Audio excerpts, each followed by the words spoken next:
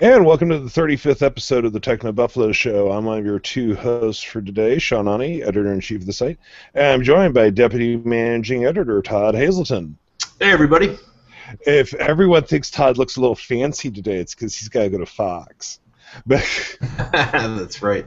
Yeah, as soon as we're done with the show, he has to leave for, is it Fox or Fox Business today? Fox Business today, yeah. Okay, I figured it was Fox Business, but you never know for sure. So, yes, a car comes to get him. Yep. It's nice. It's all fancified. Anyway, so we may cut the show a few minutes short today simply because Todd does need to leave and get ready to go over there because he may have a shirt and tie on but no pants. That's right. I still have to put my pants on. So a couple things we wanted to go over today. First off being, do we want Apple driving us around?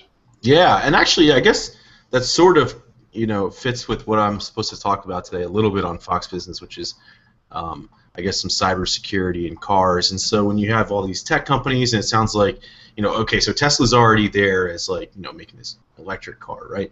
And then Apple is apparently going to give Tesla a run for its money, right? So then it's now this computer company going after Tesla, and that's what becomes interesting with cybersecurity, right? So obviously it seems like it'll have some kind of probably connected car in a way, powered by iOS maybe, or something like that, which would be really interesting. But then Senator Markey, which is what I'm going to talk about on Fox Business today, is concerned that most automakers have no plan in place for what happens with security.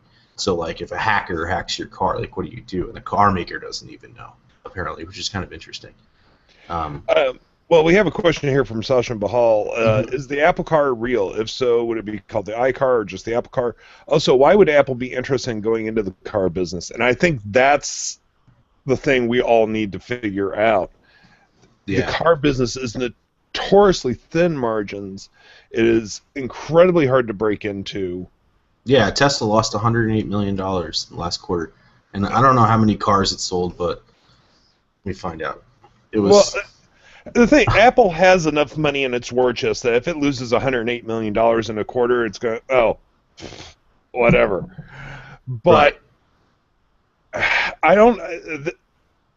I keep feeling like this is going to be a partnership with an existing car company and not the Tesla model of making their own cars. You don't think so?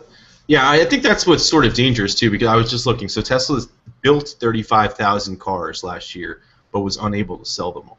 Only 35,000 cars. That's not very many. No, it's not. So where's the demand for this kind of stuff? I don't know. So maybe Apple won't do the Tesla model and build it itself. But, we've been hearing about this Apple and the Apple Car for a long time, right? As rumors, it keeps coming up and up and up, and then all of a sudden it was like, iOS in the car, right? And then it's kind of like, okay, Apple for cars, but it's not an Apple car. So I don't know that there's evidence it's going to actually, build cars. Yeah, I think that's, and speaking to Tesla not being able to sell all those cars, I've ridden in a Tesla. It was I've not driven one, but I've ridden in one, and it was a lovely experience. And while it would have a lot of usability in certain situations, take someone like me, for instance. I live in a rural community. I live on a dirt road. I can't count the number of times I've had to pull a neighbor out of a ditch because they've slid off in the ice or whatever. Right.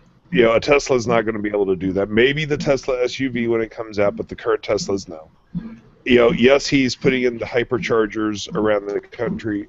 I cannot tell you where the closest hypercharger is to Kirksville, Missouri. There is no place for me to charge in Kirksville outside of whatever I would install in my own house. So there's a lot of markets in the United States where he can't even begin to try to sell these cars yet. Right. Exactly. Yeah. So you understand why the demand. I mean, why they're only making 35,000 cars, and I think they sold 120 in China, which is supposed to be a huge market for Tesla. Exactly. And we have no idea if this Apple Car is real. We don't know if it's electric. We don't know if it's hydrogen. We don't know if it's regular gas or some sort of hybrid. Although I can guarantee you with Apple, it's going to be at minimum a hybrid. Right, right. Yeah. If it's a real car. Yeah, I I think don't that's know. the hardest thing to swallow here is that we've heard this story so many times that Apple's building a car, and then it just never, nothing ever really comes out of it. And I'm wondering if like the people are hearing sources that are saying Apple's working on stuff for cars, and the telephone game transfers that into Apple's building a car.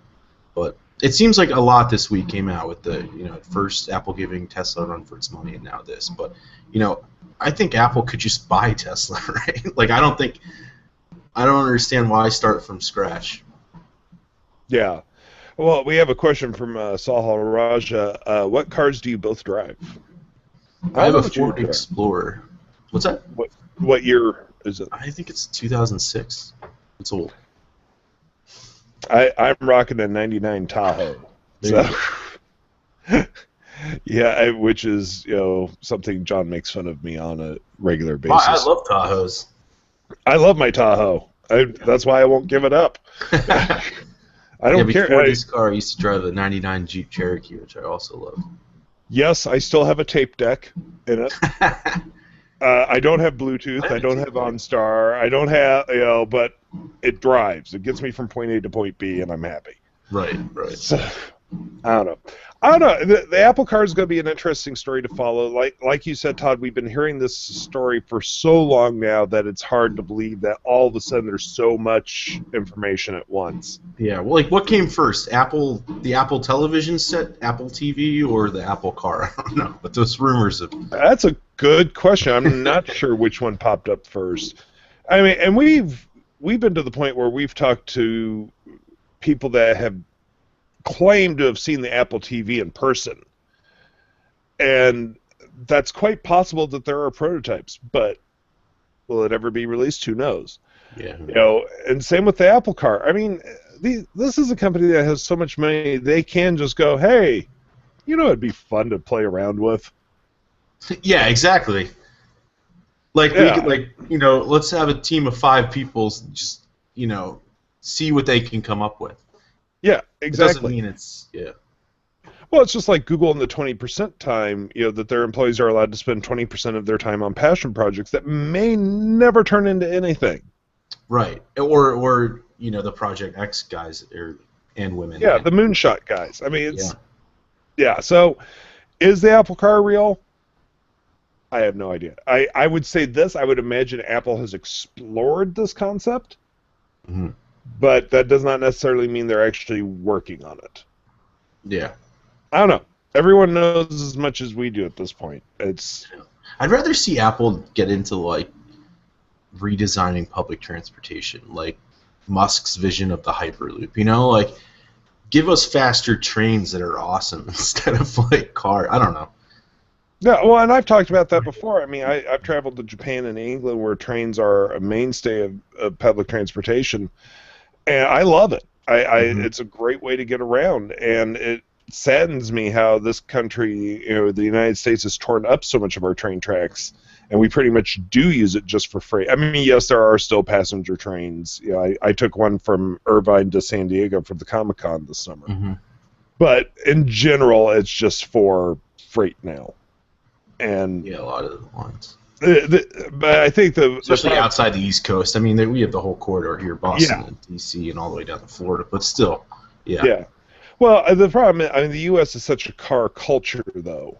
I mean, we live. What do you start dreaming about when you're a small child? When can I get my driver's license? Yeah, that's true. Yeah. So I don't know. Should be interesting.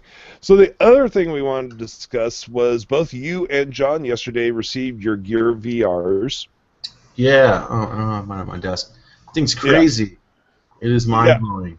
I put it on my wife's head last night, and she was like, what the heck is going on? Like, it's incredible that it's $200, retail price, and what it can do with just your Note 4. Like if you already own a Note 4 and you want to check this out, I mean, I feel like it's worth the $200.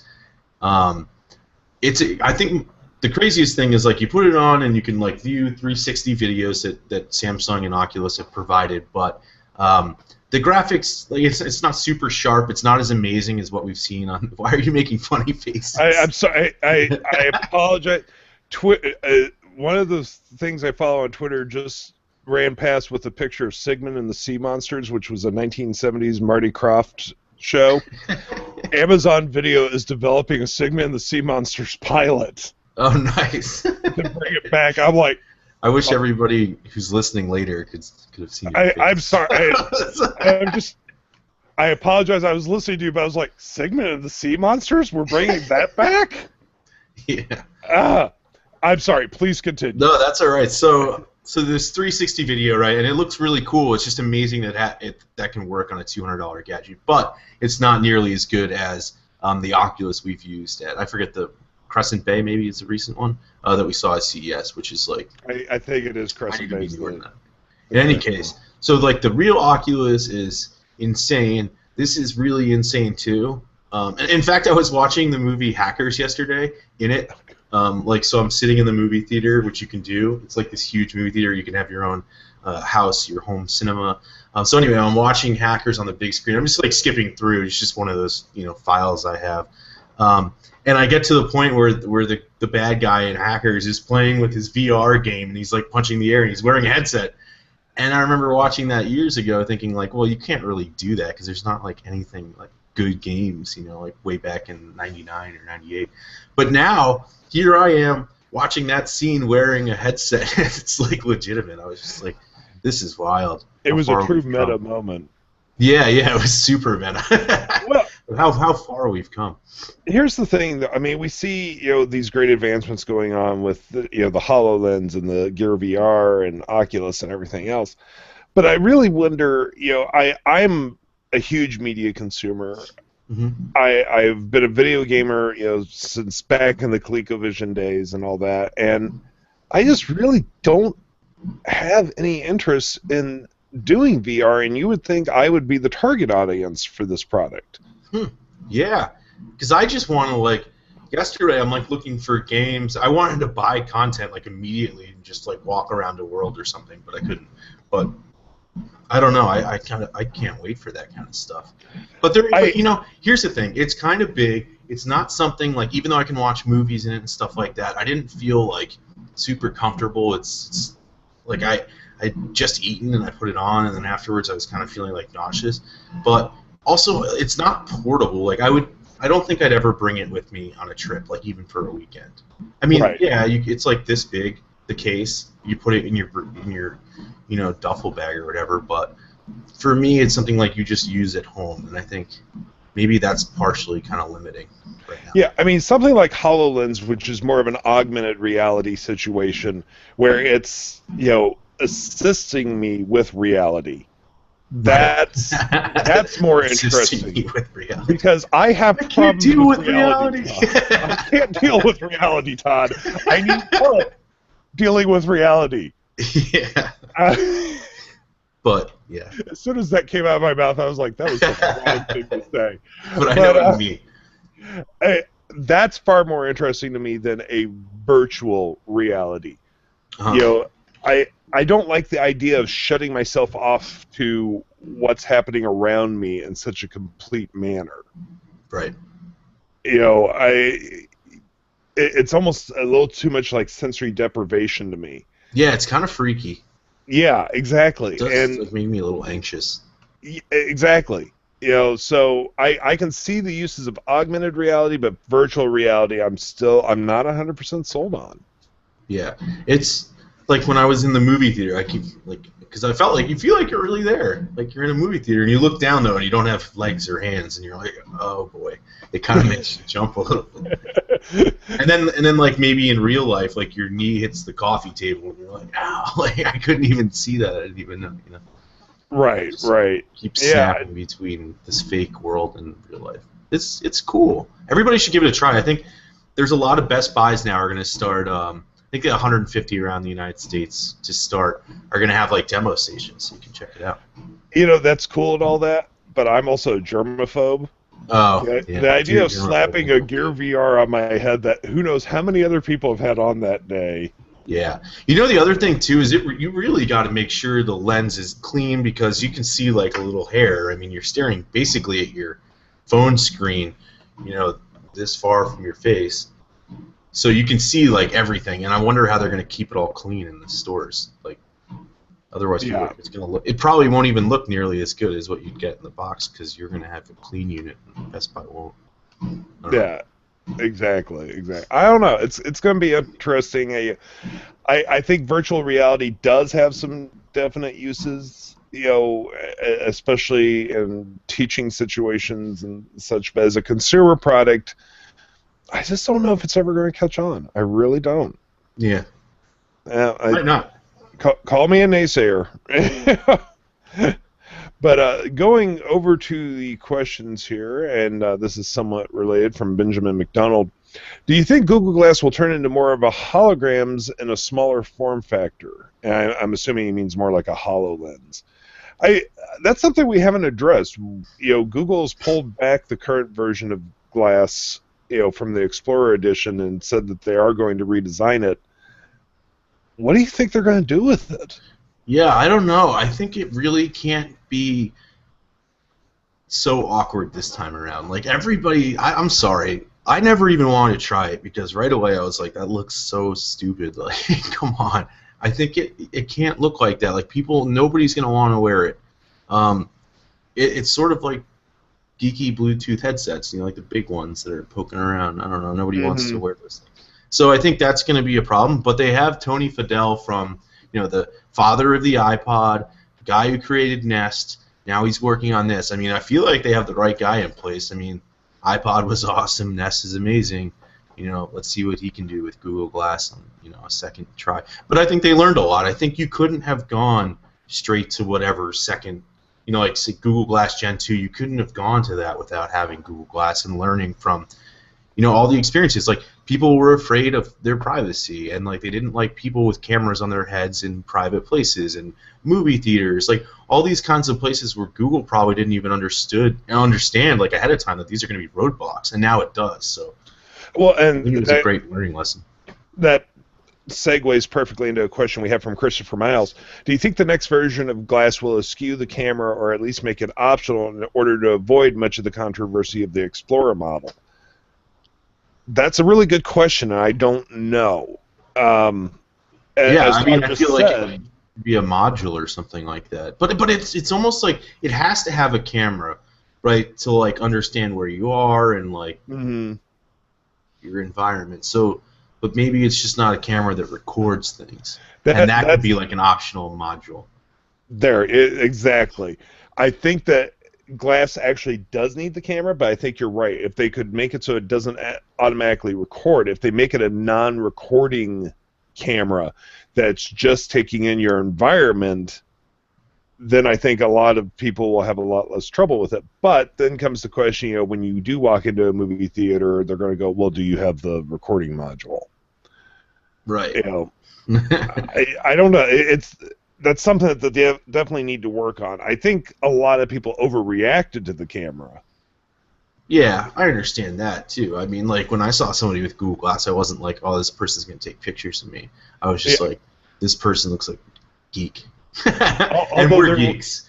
There was what was it? The Galaxy Gear event where somebody was taking pictures with the watch and said, "This guy doesn't even know I'm taking his picture," and it was you. Oh, yeah. Who did that? I don't know. It was one of the other blogs. I can't remember who it was, but it was so funny. This guy doesn't even know it. Taking his picture. There's Todd, filming his video. I forgot about that. That's so funny. Oh, good grief. See, yeah, that kind of stuff. Doesn't bother me. We're going to go off kilter here for just a second. I had a feeling somebody was going to ask this during this show. From Sasha Bahal, off topic, Sean, what does the Spider-Man deal between Sony and Marvel Studios mean for the franchise, i.e. Spider-Man, and for comic book fans, moviegoers? Also, how would you like Marvel to go about Spider-Man in the MCU, Ultimate Spider-Man Miles Morales? Okay, so real quick, for those that don't know, in the Ultimate Universe, which is a separate Marvel universe, which actually they're getting rid of this summer, Spider-Man is a teenager named Miles Morales who is black. So a lot of people have been going, well, this could be their way to bring Miles Morales into the films. I have no problem with the concept of Miles Morales, but when you think Spider-Man, you still think Peter Parker, and I don't think they're going to deviate from that at all. As for how they're going to bring Spider-Man into the Marvel Cinematic Universe, which is what MCU stands for, my big question is going to be, there has to be at least some sort of references to, where were you during the Avengers movie? Why weren't you helping out with the aliens? Vacation. Well, they can easily say he didn't have his powers yet or something, but it's just like, right. To me, that's gonna. Somebody has to throw that into the film somewhere, asking, why wasn't your ass helping us with the giant alien invasion? Yeah, right. That's pretty. Well, funny. you see, I was still currently only owned by Sony, and I couldn't play with you guys. I do find it hilarious that the press release that announced this was from Sony. It was Sony started off the press release by saying, Sony welcomes the Marvel Cinematic Universe into the Spider-Man Cinematic Universe. And I'm like, oh, no. That's not how this is going whatsoever. I think that part of the problem is that Sony still has creative control and final say in a lot of things. So Marvel's going to have to really, really push to make these better films than the last couple have been. I'm hopeful. So that's my long answer to a very short question. From Christopher Miles. Do you think Samsung's rumored redesigns are the result of last year's misfortunes, or was it always planned, since phones usually take 2 to 3 years to design? Yeah, that's a good question. I would say it's probably been in the works for a little while, because you're right, it does take like at least a year. These phone companies are starting designs ahead of time. And they've been getting criticism for 2 to 3 years for their plastic handsets. So I think it was in the works, but I think maybe Samsung really listened up, and that's why we hear of Project Zero, and really focused on releasing a handset that's slightly, hopefully, a little more different than sort of. It's not that they were repetitive, but they sort of were, and I think for good reason. They were selling millions and millions of them, so you kind of want to keep doing that. And they were, pushing the cameras and processors and stuff like that. But at the same time, I always find this interesting that Apple really has not changed the design of the iPhone that much over the years. Right. But you don't, and yes, they get a little bit of criticism, but they don't get nearly the criticism Samsung was getting. I think it's because Samsung's phones are just, I love them. I mean, here's the Note 4 right here, and I think the Note 4 is a great example of where Samsung should continue to head with, the nice metal edges. But the Note 4 has always sort of been at the high end of the family, and so is the Galaxy line. But it was just plastic, right? And I'm not complaining about the plastic. It's just that 6 months later, you start to have like wear and tear around the edges. It had like a fake metal border, but that would chip off, and the back would get all chipped around the camera and stuff. And so I understand the complaints that when you're paying a lot of money for a phone that you have for 2 years. I mean, Apple's were metal, so they scratched, yeah, but they didn't like get worn down the way a Samsung device did. Neither did HTC's, and so I think that's why there's a proper place to say like, hey, Samsung, let's use some more premium materials and get it right. And I think that's what they're doing, hopefully. Yeah, I don't know. I've liked Samsung phones in the past. I've used Samsung phones, especially in the Galaxy S2 original Note time period. I was using a lot of Samsungs, but I don't know. I'm hoping that they do go for a more premium material. I think that was a lot of the problem, was that Samsung's phones are considered so plasticky. Mm-hmm. So I don't know. We'll see what happens. But I agree with you. I do think that this was in the works for a while. I don't think it's just an immediate reaction to last year. What I do think is an immediate reaction to last year is we're going to see probably some phones just get canceled that we never even heard about.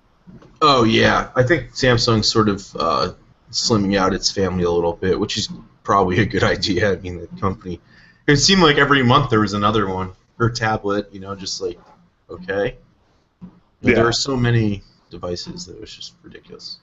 Personal question from Sasha Bahal, a little personal, and that it's about something he owns. Have any of you guys had any problems with your Pebble? Mine has been experiencing screen tearing, and I've only had since October 2014.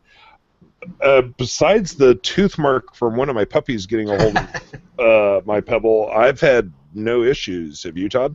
No, I have it on mine. I don't wear mine anymore, but when I was wearing it, I didn't have any issues with it. All I would suggest, Sashin, is reach out to Pebble on Twitter, and they seem very responsive. I follow them, and they do seem very responsive. So I would reach out to them and talk to them about it. Yeah, see if you get a replacement. Yeah, you never know. From Moshi Sokol, will the Apple Stylus be called the Magic Wand? I'm still debating if this thing even exists. Yeah, I'm with you. I just don't see it, but maybe, you know.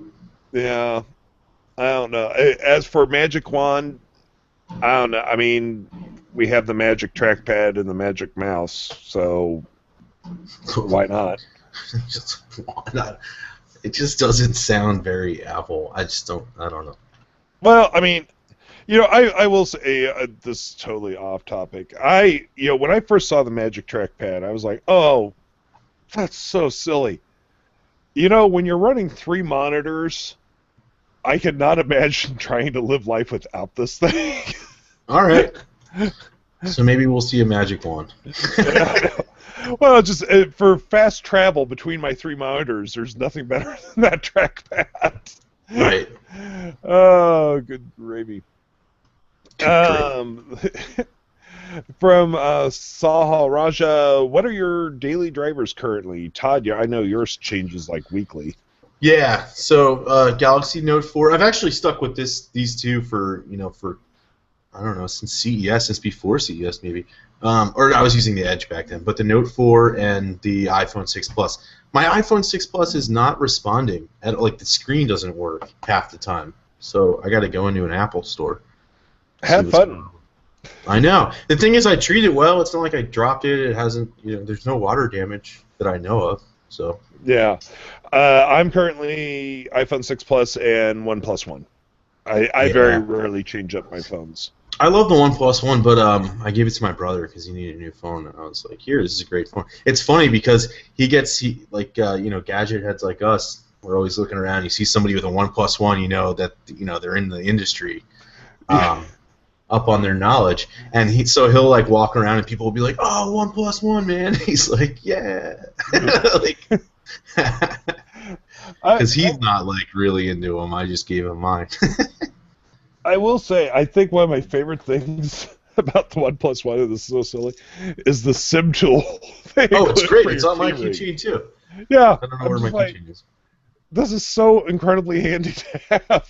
Oh, it's great. I love it. Yeah. I kind of want to buy another one because he has mine, and I really liked it. But I don't know. Folks, let me tell you, working with Todd is a daily battle about what he is possibly going to buy. And sometimes do, and sometimes don't, and sometimes do, and then return. How many times did that iPad Mini go in and out of your hands? I think I'm on my 3rd, and that's it. I still have it. But I was saying the other day to my wife, I was like, I gotta sell this thing because I don't use it, but I can't, because then I'll buy it again, I'm sure. Oh, good gravy. From Benjamin McDonald, do you think Moto will make a cheaper version of the 360, maybe a square one? But then I don't think it would be called the Moto 360. Ba-dum-bum. Right. I don't see it because I think if they do anything, they'll make a new one and then drop the price of the current one. Yeah. I don't know. We'll just have to see. Let's see here from Eddie Potatoes. Speaking of Samsung, any new information on the rumored round smartwatch? Will it be another Tizen watch or an Android Wear model? I think everything's going to be Tizen now from Samsung watch. Yeah, I'd be willing to bet Tizen. I don't think there's any new information aside from hopefully we see it at Mobile World Congress. I think we will, so we'll see. Yeah. But, it seems like they've put a lot of. I know they did Android Wear as like a partner with Google, but they've only done one, and I think that all of their other smartwatches, have since been updated to Tizen, so I think they're going to focus on that moving forward. I just hope they get more apps. Like, there's not a lot you can do with those things. Interesting question from Christopher Miles. Do you think that most manufacturers have given up on premium tablets? Besides maybe the Dell Venue 8 7000, it's been a while since anything exciting has really come out. Kind of goes back to last week's topic, but yeah. Yeah, I think the tablet market is kind of in a settling position right now. It's trying to figure out exactly what it is. And I think we're going to see a lot of shakeout this year from the tablet market. I think a lot of the outliers are going to disappear, and we're just going to focus on the core tablets. As for super premium, I don't know, especially with the rumors of the iPad Pro. So yeah, and once that comes out, then there's gonna be more. But Samsung had a great one, the 1222 Note 12.2, I think it was. Yeah, I mean that was a great large screen premium tablet. From 19Jaunty99, is a closed loop water cooling a good idea for a gaming computer? Depends on how much stuff you're running, and how hot it is. I've never run one, but from what I understand, it's amazing. I've run a couple water cooling. I think it's great, especially if you're working on overclocking and you like to have a lot of fun paying attention to the temperature of your processors, and if you're water cooling your graphics cards too. It's a fun hobby to have, and it's really not too complicated to do. So it can be a good idea. It's really just there were times when I had it though, especially I actually had it in high school when I was in a boarding high school, so I had to move it every single time, home and back there. So it can be a pain. So you just want to kind of leave it in one place. Don't mess with it. But I had a lot of fun water cooling, and I would do it again. So sure. That sounds like a weird hobby. It is. It's like extreme PC hardware hobby. Extreme PC! Sort of, yeah. From Christopher Miles, if Google made Android Wear cross-platform, do you think it would put significant downward pressure on the price of the Apple Watch? No. Yeah, no, I don't think so, but they should make it cross-platform, considering, 760,000 units sold so far? Mm-hmm.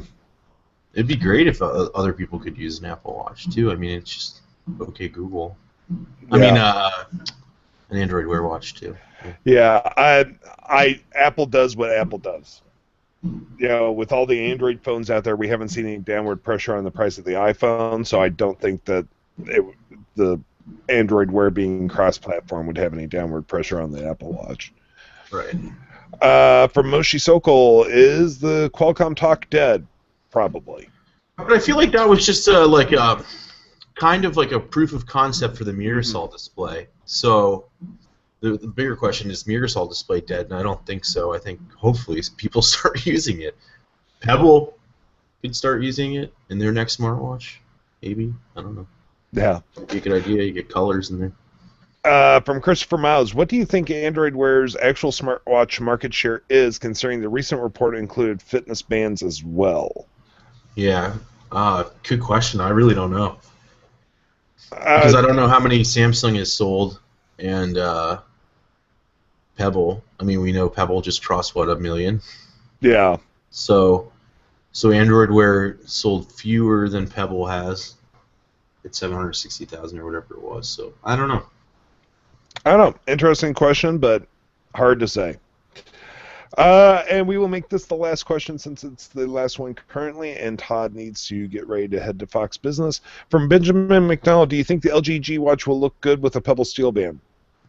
Probably. Yeah, I think so. I actually just ordered one for the G Watch R. So. Oh, cool.